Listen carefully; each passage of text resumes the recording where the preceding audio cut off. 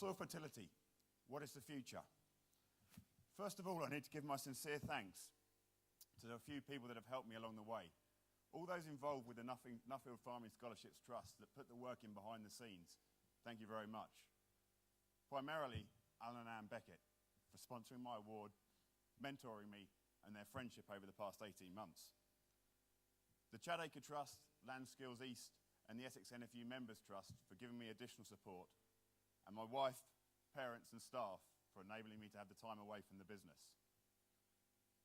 We need to look at the challenge facing UK arable farming. Variable costs doubled between 2005 and 2010. Fixed costs increased by 60%. The efficiency of nitrogen use is at best 55%, but in a bad year it falls to below 40%. High commodity prices have enabled farms to remain profitable, but have removed the drive for efficiency. The level of risk has increased. This all comes at a time when weather events are becoming more extreme. Yields have plateaued. On the graph here, you can see that the recommended list trial yields continue to increase at 1% per year. Unfortunately, on farm, we've seen yields plateau over the past 15-year period. Many people say it's now harder to grow the Holy Grail ton a hectare wheat crop than it was 15 years ago. We need to ask the question, why?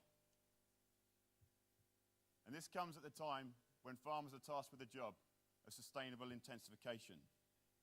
To my mind, that means more output per unit of input without negatively impacting the environment.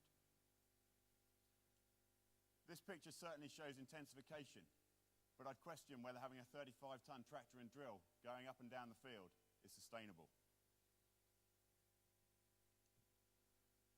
We just need to briefly think about what soil is. Soil is a living organism. When we start thinking of it as a living organism rather than a medium to grow crops in, we start treating it with the respect it deserves. Like other living organisms, soil requires nutrition, and that's not just nitrogen, phosphate, and potassium. Soil should be 25% air, and we regularly forget this.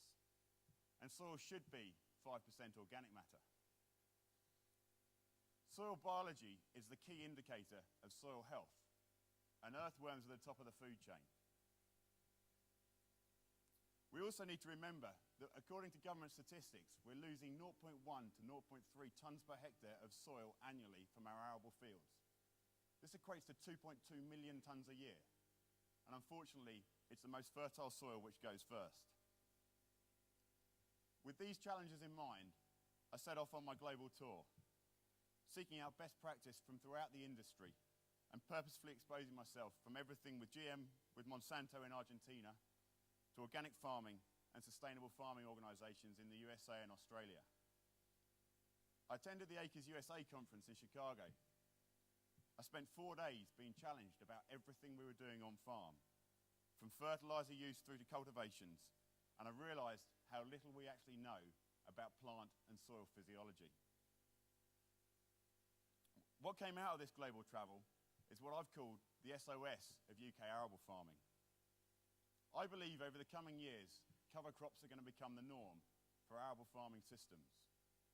In agriculture, we have only one free energy source. This energy source created all of the fossil fuels which we rely on for our day-to-day lives, the sun. Many people believe they're diversified by putting in solar panels. I would argue that we've just found a different way of capturing the sun's energy and turning it into money. In agriculture, through photosynthesis, we've been harnessing this energy for the past thousands of years. We're just now thinking of it in a different way. The more of the sun's energy we can intercept, the more likely we are to create a sustainable farming system. We've been trying for decades to create stale seed beds, and with the proliferation of blackgrass that I see as I drive through East Anglia, I would argue that this has not been working, and we need to look at a different approach. I believe that cover cropping is going to become more and more important as we try and face the challenge that we're facing up to. The O, organic matter. It's the cornerstone of any sustainable farming system. It's fundamental for soil structure. It's critical for the physical, chemical, and biological function of soils. And yet it's believed that over the 15 years leading up to 1995, 18% of the organic matter in our arable soils was lost. If we assume that's continued for the next 15 years, I believe we're now on a cliff edge. And if we're not very careful, we'll fall off that cliff edge and production will fall dramatically. And this is something we as an industry need to take seriously. Organic matter provides nitrogen. It holds water. It acts like a spring resisting compaction, and it really is our friend. I therefore ask anybody selling straw that it's a conscious decision, that it's not just the P and K that's leaving the field. That straw provides a feed source for the soil biology and would eventually have been turned into humus. Not only that, organic matter equals carbon. It's a very simple calculation. And if in the future we're to be able to claim carbon credits, then organic matter is going to have an even higher value than it already does on our farms. While in Australia, I visited Cam McKellar, Inverary Downs on the Tottenham Plains. When urea prices hit $800 a tonne, he had a long, hard look at his business, and he didn't really know where the future lied. He came up with the following philosophy. He's aiming to produce food with nutritional integrity, in a biological manner, holistically enhancing his soil and environment at every opportunity. Through the use of pretty low levels of compost, 10 to 12 tonnes a hectare a year, he's been able to increase his organic matter levels by 1% over the past 5 years. I hear you say 1%. That's not very much. Actually, that's a third of the level that was in his soil before he started. It's quite an impressive feat. The other thing with Cam is that as I drove around his area, I saw some very, very progressive farms. But I would suggest that Cam actually had less of a resistant ryegrass problem on his farm than many of his neighbours around him. And I know they're looking very closely over the hedge at what's going on, deciding whether they should jump off their roller coaster and onto his. Cam was voted Carbon Cocky of the Year in 2011. It was not the fact that he'd won that award which impressed me. It was more that the Australian farming industry had recognised the importance of carbon and that the award even existed, because it certainly doesn't in the UK. The S, soil management. At the Acres Conference, I came upon this quote. We stand in most places on earth only 6 inches from desolation, for that is the thickness of the topsoil layer upon which the entire life of the planet depends. It's quite deep, but actually, as farmers, I think it's very true. We're custodians of the land which we are lucky enough to farm. And unless we start respecting it, then our most valuable resource, unless we start to respect our most valuable resource and learn to work with it rather than against it, we're doing a major injustice to those that have come before us and those that will follow. I met with several soil consultants while on my trip, and many farmers that were using the Albrecht method of soil fertility. One of the principles of Albrecht is correcting the problem rather than treating the symptom. Dr. Albrecht believed there was a direct link between the health of our soil and the quality of the food produced. The following example shows the massive impact that this system is having on one dairy farmer in northern South Australia.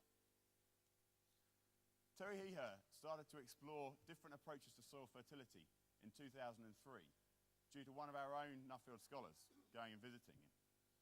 At the time, he was a high input, high output, top quartile dairy producer with industry recognition. Routine inputs were used for lameness, mastitis, and fertility, and he was farming on 2 to 3 inches of drought-prone topsoil. When I was there last year, they'd just come out of a 7-year drought.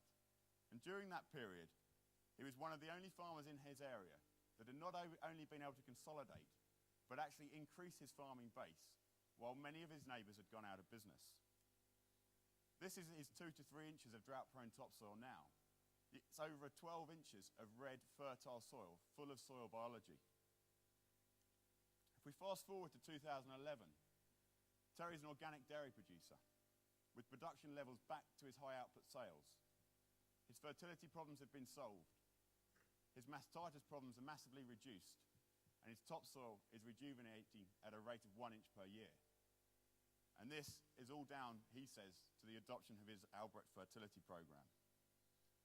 Instead of producing nitrate-dense forage with little feed quality, he's now producing forage and grazing with improved nutritional integrity and a much better balance, which is having a knock-on effect on the health of his herd. One of the take-home messages from my trip was that while we as farmers are only paid on quantity and uniformity of product, we are not going to seek to produce a product with nutritional integrity. Unfortunately, this means we're turning our back on the health benefits that could be associated with a move towards a much more balanced method of food production, and this really ought to be explored further. I'm therefore delighted at the subject of the New Arden Award.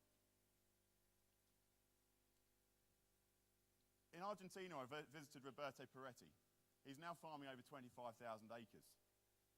He's been no-till for 30 years. And he tells a story that 30 years ago, he walked into his local blacksmith's and said, "I don't want to plough anymore." They looked at him and said, "You must be absolutely mad." He said, "No, I just want a drill that'll go straight into the soil." So 4 farmers got together and they designed what he wanted. His primary reason for doing this was that he was experiencing massive, very high levels of soil erosion from his intense cultivation system. And when you remember the figures of soil erosion that we're experiencing in this country, it's something that can't be ignored. He's farming in a region which receives over 1,000 millimetres of rainfall every year and on a 35% clay soil. He's producing 12 to 14 tonnes a hectare of corn from only 125 to 150 kilograms of nitrogen, where many growers in the US would be using 300 kilograms to achieve this same yield. He took me to this spot, the photo on the right-hand side, and said, "You must take a picture here." He then sent me through the picture on the left-hand side when I'd got back. It was the identical spot. He bought this farm 13 years ago, and after 13 years of no-till, he's saying that not only is no-till helping prevent erosion, it's actually rebuilding his soil. The soil fertility, what is the future? Detailed soil analysis, organic matter management, increased harvesting of solar radiation, cover crops will become the norm and help rebuild our soils, and the adoption of conservation tillage, which in its purest form is direct drilling. I'll leave you with this: sun plus organic matter plus soil management equals sustainable intensification.